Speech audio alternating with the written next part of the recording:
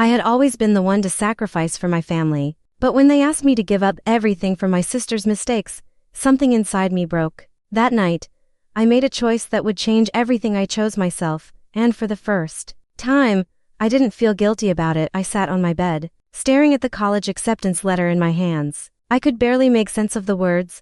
I'd worked so hard to get here, fought for this chance. But as I read the letter, all I could think about was Olivia. Emily, you can't leave. My mom had said, her voice heavy with worry. She needs you. I sighed, gripping the paper tighter. I could feel the weight of the decision pressing down on me. Should I stay and help Olivia? Or should I finally leave and start my own life? She's always been a mess, Mom, I said, my voice shaky. She's been in trouble before. And I've fixed it, but I can't keep doing this. I can't keep putting my life on hold for her. Mom crossed her arms, looking at me like she was watching her only chance of salvation slipping away.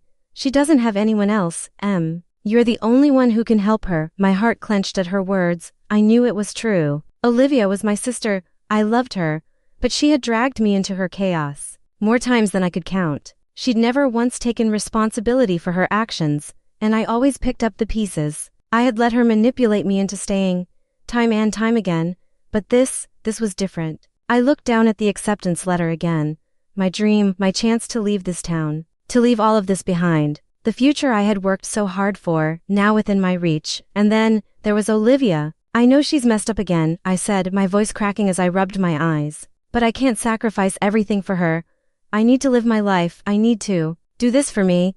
I could feel my mom's disappointed gaze, and it stung more than I wanted to admit. You don't understand, Emily. She's in real trouble this time. She's on the edge if you leave. I don't know what'll happen. I stood up, pacing the room, frustration bubbling up.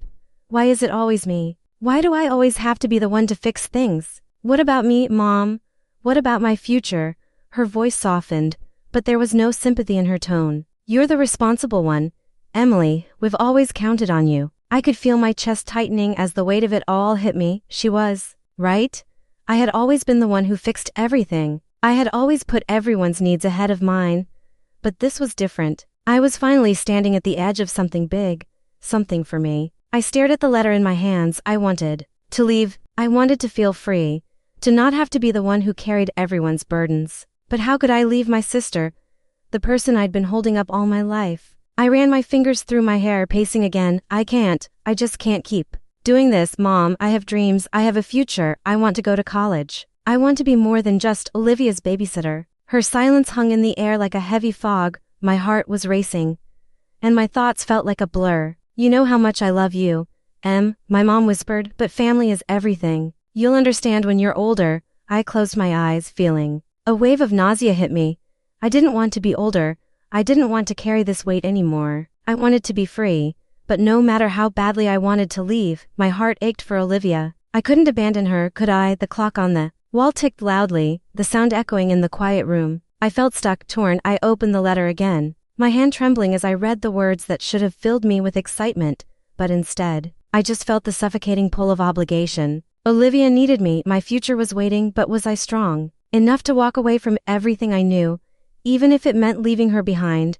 Maybe I can stay, I whispered to myself, barely hearing my own voice. Maybe I can fix this one last time.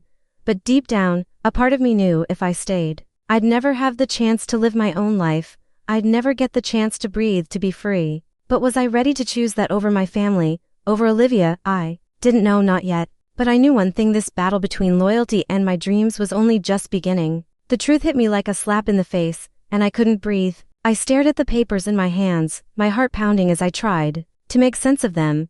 How long had she been lying to me? How long had she been hiding something this big? I could feel the anger building inside me, burning in my chest. This wasn't just a mistake. It was a betrayal. She had been lying to me for months, and I had been too blind to see it. I slammed the papers down on the table and stormed into her room. Olivia, I shouted, barely able to control the tremble in my voice. How could you keep this from me? You've been lying to me for weeks. She was sitting on her bed, looking like she hadn't even heard me. She didn't even look up, but I couldn't stay silent anymore. Don't just sit there and act like everything's fine, I continued, my voice rising. You're facing charges and you didn't tell me. You were planning to skip town without saying a word. How long were you going to let me keep cleaning up your mess? Finally, she looked at me, her eyes wide and guilty, but there was no apology there. Just the same tired excuses I'd heard a million times before. I didn't want you to worry, Emily, she said softly, her voice barely above a whisper. I thought I could fix it. Fix it? You think I'm just some kind of fixer? I took a step toward her, my hands shaking with frustration. I'm not your savior. I'm not going to keep fixing everything for you while I throw my life away. She flinched at my words, but I didn't care anymore. I was done. I was so done with being her crutch. I had spent my entire life taking care of her, and for what? She wasn't changing, she wasn't growing, and I was suffocating under the weight of it all. I didn't know what else to do, she said, her voice breaking. I was scared. I looked at her, and for the first time, I didn't feel sorry for her. I wasn't angry because she was in trouble. I was angry because she always expected me to fix it, always expected me to sacrifice everything to save her, and I was done. I had given up my dreams for her too many times. I had let her manipulate me into staying when all I wanted was to leave. You can't keep doing this to me, Olivia, I said, my voice shaking with emotion. You can't just drag me back into your mess every time things get tough. I stepped back, my mind racing. I had been living for everyone else for so long that I had forgotten what it felt like to live for me, my parents' expectations, Olivia's constant neediness. They had all built this cage around me, and I couldn't breathe anymore. I've been letting you pull me into this for years, I said, the words slipping out before I could stop them. But not anymore. I can't keep sacrificing everything I want for you.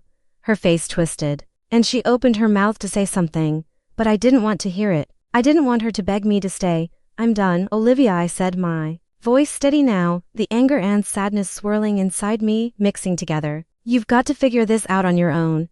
I can't keep carrying you. She didn't speak. She just sat there, staring at me with wide, broken eyes, and in that moment I realized something. I wasn't just leaving her behind. I was leaving behind a version of me that had been lost in her chaos. I had been giving up pieces of myself for so long that I didn't even know who I was anymore. I turned around and walked out of her room, the door closing behind me with a finality that felt like a weight lifting from my shoulders.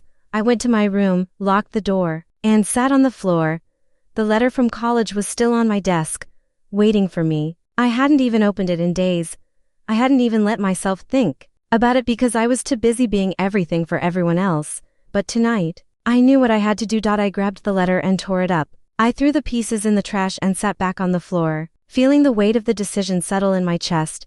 For the first time, I was making a choice for me. And as the tears started to fall, I whispered to myself, I deserve this. I deserve to live my life. I did it. I left. I actually left. But now, as I sat in my small, unfamiliar apartment, I couldn't shake the feeling that it wasn't as liberating as I thought it would be. My phone had rung nonstop. For days, mostly missed calls from my parents, desperate messages from Olivia. They didn't get it. They never would. Emily, how could you do this to us? My mom had said the last time we talked, your sister needs you. You can't just abandon your family like this. I felt my chest tighten. I hadn't abandoned anyone. I was just trying to live for once.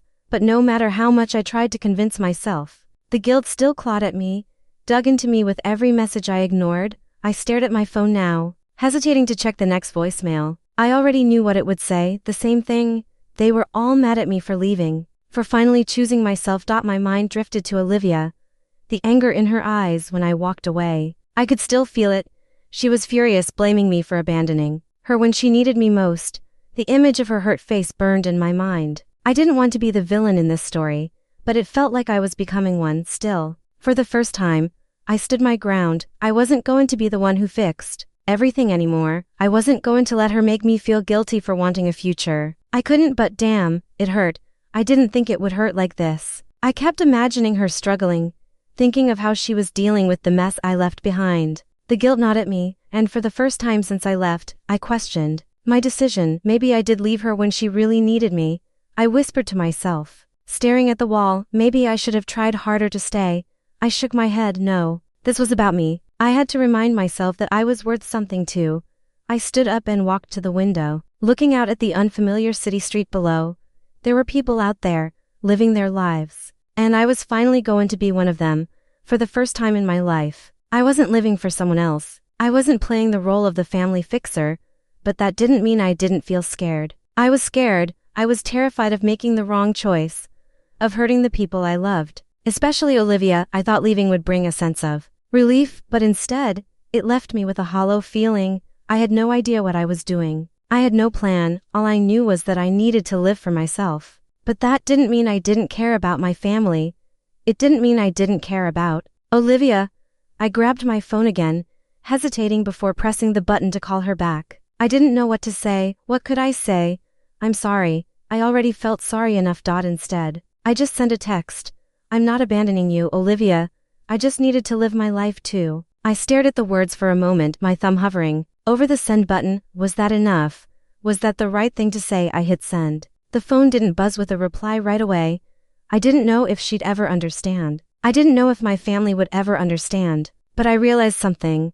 My decision wasn't about leaving them behind. It was about building something for myself, for my future. For the first time in my life, I was choosing myself not because I didn't care about them, but because I finally realized that I was worth something to. As I stood there, staring at the phone in my hand, I could feel a shift inside me. The fear and the guilt didn't disappear, but they didn't have control over me anymore. I was choosing to be my own person, and slowly, it started to feel like freedom. It had been months since I left, and if I'm being honest, things weren't getting any easier. Olivia's life had spiraled even further. I could hear it in every message from my mom, in every voicemail from Olivia. The accusations were still heavy, hanging over me like a cloud. You ruined everything.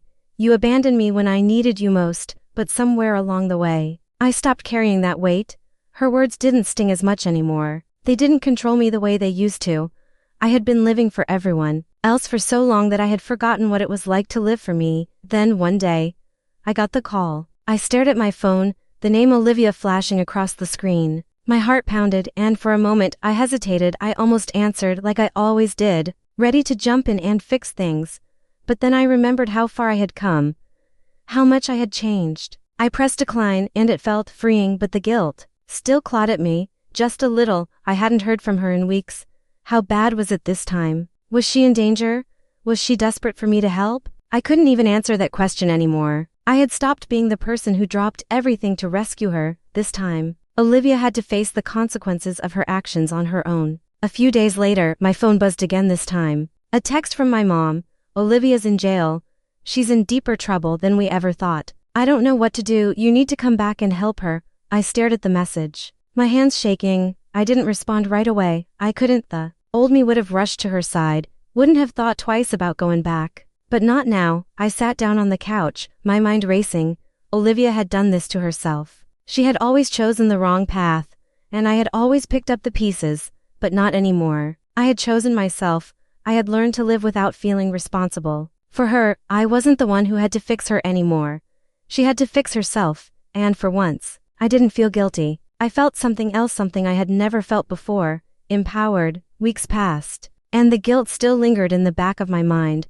But I refused to give in. I had made the right choice. Olivia's choices, her mistakes, were hers to own, and I wasn't going to carry them anymore. Then, I heard the news. Olivia had lost everything. Her friends, her job, her freedom. She had hit rock bottom, and part of me felt a strange relief. She was finally facing the consequences of her actions. But I wasn't relieved because she was suffering. I was relieved because I wasn't the one who was always there to pick up the pieces anymore. I didn't have to keep sacrificing my future for someone else's mistakes. My phone buzzed once more. It was from Olivia. I don't know how to fix this. I need you. I read the message several times, trying to decide what to say. The old me would have rushed to her side, swallowed my pride, and fixed everything. But the new me, I didn't reply. I couldn't. I had learned to let go. I had chosen myself, and that decision had changed my life. The peace I had found, the self-worth I had built, it was worth more than anything else. I had broken free from the chains of guilt and obligation that had kept me tethered to her. Karma had a way of working things out, I realized. And for the first time in my life, I felt truly free.